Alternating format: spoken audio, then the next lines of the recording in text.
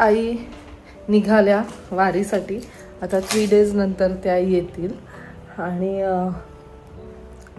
ज्या तिथे नाही जाऊ शकत मग त्यांच्यासाठी मग ते खाली आईंनी मस्त ते सगळं त्यांनी म्हणजे डिसाईड केलेलं की पूजा वगैरे आपण करूया, आरती करूया, थोडंसं चालूया वगैरे. मस्त वाटत होतं. म्हणजे इथे ते एवढं छान वाटत होतं, तिथे गेल्यावरती तर किती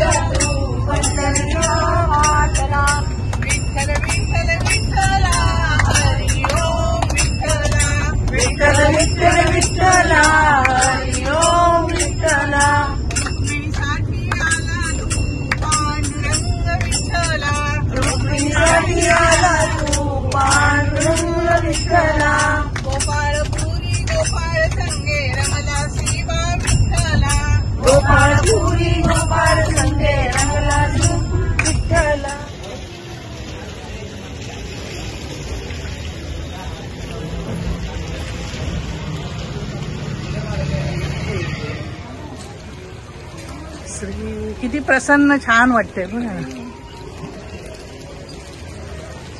श्री साई सद्गुरु साई.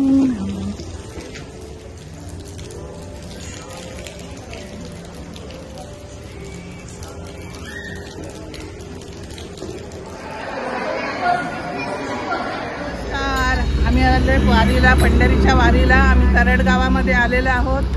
आता ज्ञानेश्वर माऊलींच्या पादुकांचं दर्शन होईल आम्हाला. आणि आता आमचे सगळा ग्रुप चाललेला आहे वारीला. चला. विठ्ठल विठ्ठल विठ्ठल विठ्ठल.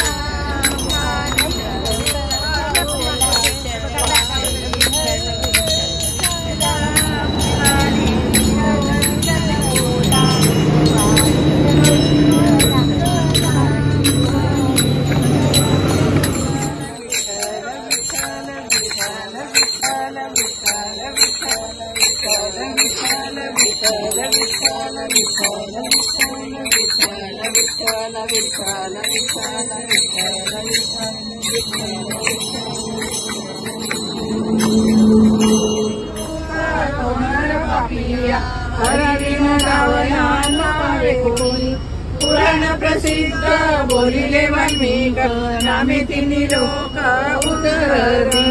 ज्ञानदेव माने हरी उच्चार पळे भूत बाधा भरी येते. ज्ञानदेव माने हरी मद समर्थ न करळे अर्थ उपईश्वरा. हरिमुखे म्हणा, हरिमुखे म्हणा, पुण्याची गणना कोण तीर्थव्रत देव भावे विनसिद्धी. वयाची उपाधी कैसिला भाव बळे आकळे रविना कळे. करतळी आवळे कैसा हरी. कार्याचा रवा घेता भूमीवरी. यत्न बरोबरी साधन नैसे. ज्ञानदेव म्हणे निवृत्ती निर्गुण. दिदले संपूर्ण माझे हाती.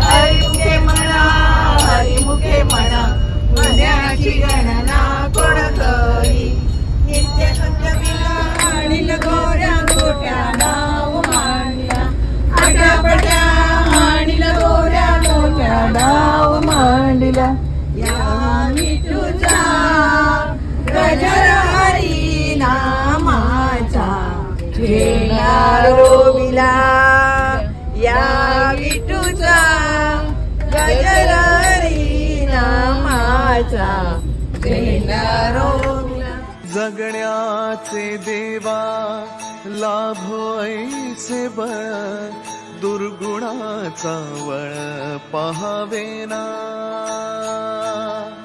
जगण्याचे देवा लाभो ऐसे बळ दुर्गुणाचा बळ पहावेना सद्गुणाची देवा वाढो ऐसी कळ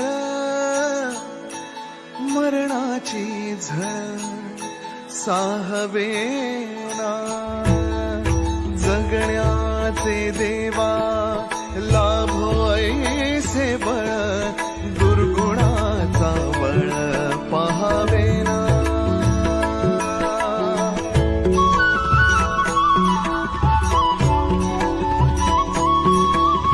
तुझ्या दारी दावी पांडुरंगी तळ उन्मादाचा मळ झाकवेना विठ्ठलाची आस वाढावी सरळ विषाचे करळ टाकवेना जगण्याचे देवा लाभो ऐसे बळ दुर्गुणाचा बळ पहावेना ऐसे लाभो भान देगा देवा दान चरणात ध्यान लाभू देगा अमृताची वेळ अमृताचा कुंभ भक्तीचा मृदुंग वाजू देगा विठू तुझ्या दारी भेटला श्रीरंग मन झाले दंग माऊलीचे घडो तुझी प्रीत वाढो तुझा संग जीवनाचा रंग पाहू देगा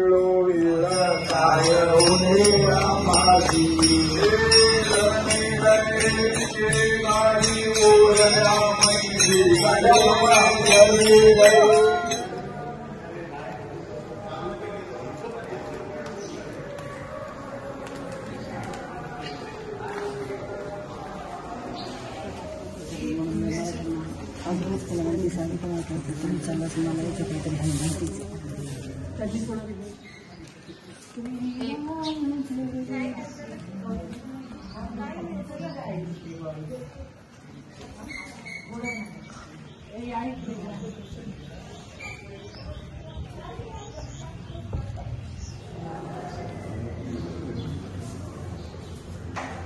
आजोबा लिंगोपंत आहेत ना, त्यांच्या ते विठ्ठल भक्त होते.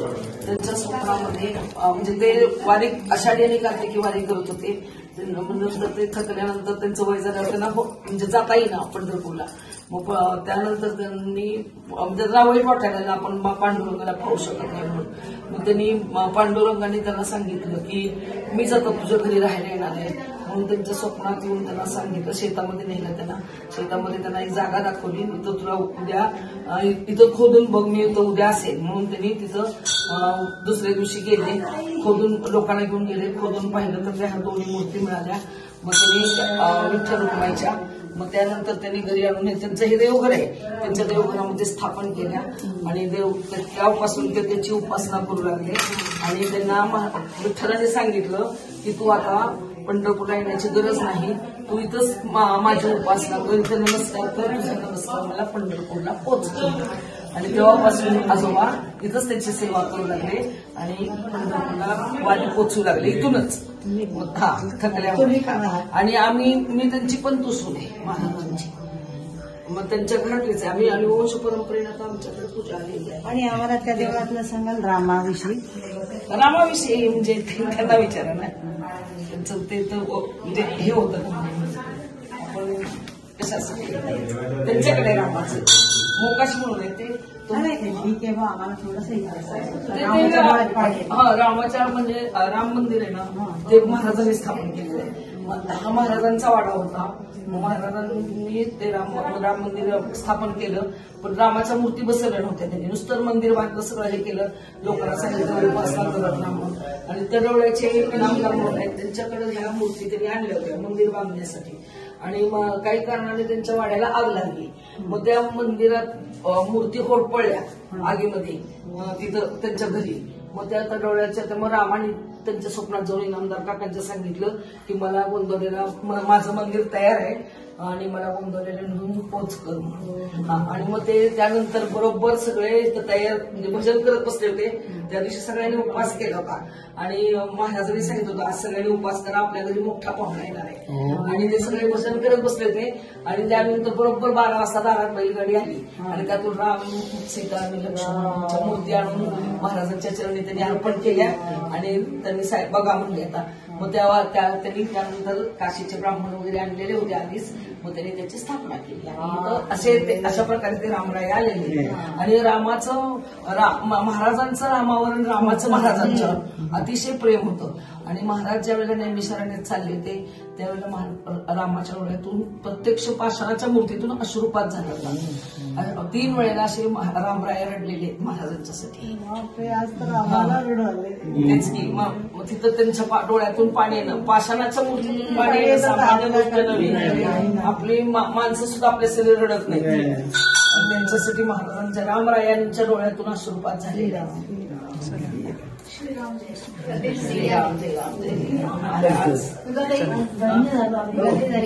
हो. ऐसे लाभो भान देगा देवा दान